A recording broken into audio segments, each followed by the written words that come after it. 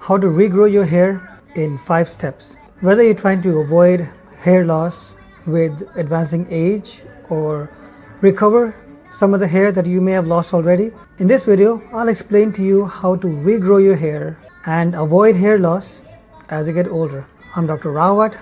I'm a Indian origin, England trained, Canada based family physician and also founder of healthgroupcoaching.com. Currently on holiday in Dublin, Ireland, and so excuse the radio playing in the background in this hotel lobby.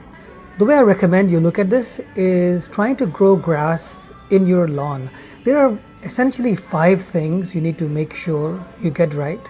If you get one of them wrong, then you could very well not have the kind of result that you're looking for. And so what are those 5 things that you need to think about? Number 1 would be sunshine. You want to make sure you're getting sunshine to get grass. Number 2 would be nutrition, fertilizer. You need all those right nutrients in the soil. Number 3 would be watering, making sure that the nutrients can get to where they need to go. And that's what you do with the watering. Number 4 would be the overall environment.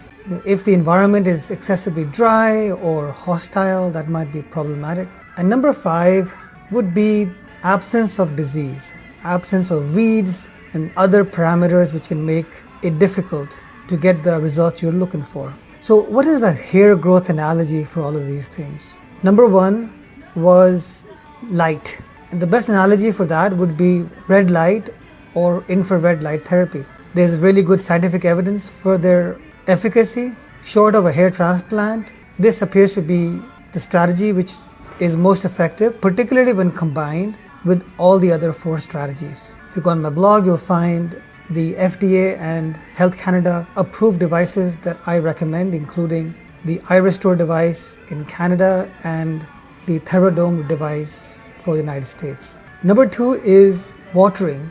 And for the scalp, that means improving the circulation. That would be through a vasodilator.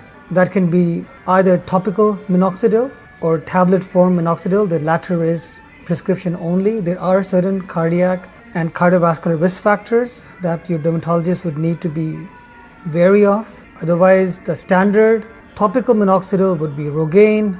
And on my blog, linked in description, I have the links for Rogaine. We don't recommend 2.5% Rogaine anymore. We recommend 5% for males as well as females. A certain oil called rosemary oil has some evidence in which it was shown to be as effective as 2.5% or half strength minoxidil. So if you have a dry scalp and need to use oil for any reason, then using rosemary oil would be a good option. Number 3 is nutrition. Making sure that you have the nutrients which you need, which the circulation would get through to grow better hair. This includes various things including zinc, vitamins including biotin, proteins including collagen and hyaluronic acid, vitamin C.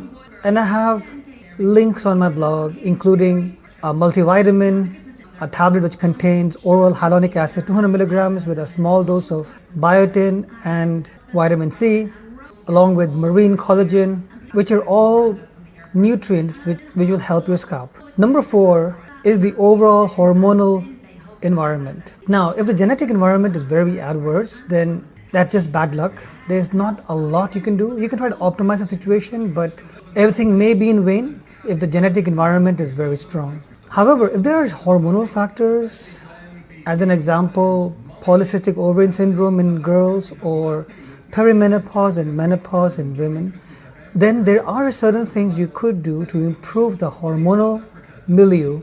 It's particularly situations like excessive testosterone and lack of estrogen, which can lead to an androgenic style baldness in girls with polycystic ovaries and women with perimenopause and menopause. And I do have certain supplements in my blog, including soy isoflavone for girls with polycystic ovaries, estrogen type soy and other kinds of supplements for peri and post-menopause, soy protein powder, which you could use particularly if you're doing resistance training. And there are also certain herbal supplements which girls with polycystic ovaries could use, including myo-inositol, which is a type of vitamin B, as well as berberine, which is a herb which works on the cyclic AMP kinase pathway, very similar to metformin. And so I do recommend that anyone who's on metformin should not take berberine because they're very similar, and it probably won't give you very much additional benefit. You could consider myo-inositol though.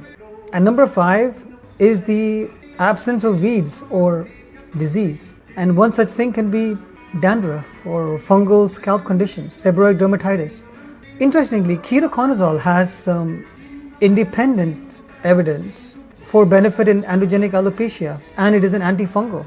I have put the links on my blog. Any clients who are allergic to ketoconazole and have seborrheic dermatitis or any other kind of fungal scalp condition such as dandruff could also consider an alternative such as selenium sulfide, Selsun. And I have included both on the blogs. A lot of my clients, in fact, alternate between Nizoral ketoconazole and Selsun selenium sulfide. So just like your hair needs light, water, nutrition, a good environment, and an absence of disease, similarly, your scalp also requires light, nutrition, good circulation, an optimal hormonal balance, as well as a favorable environment, be it genetic or hormonal or lack of disease such as dandruff, seborrheic dermatitis. If you'd like to see the products that I have linked to make life easier for you so you don't have to go around searching or hunting for these products, I have put the Amazon links on my blog.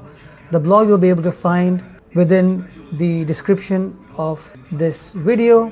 Alternatively, just go on my website healthgroupcoaching.com, search under the category of anti-aging and skin care blogs, and you should be able to find the blog for improving your hair growth. If you know someone who would benefit from this video, who's been trying 1 or 2 of these things but hasn't seen any results, and the likelihood is that they haven't been layering these treatments, they've just been trying 1 or 2, not understanding the underlying principle of what they need to achieve, then make sure you send this video to them.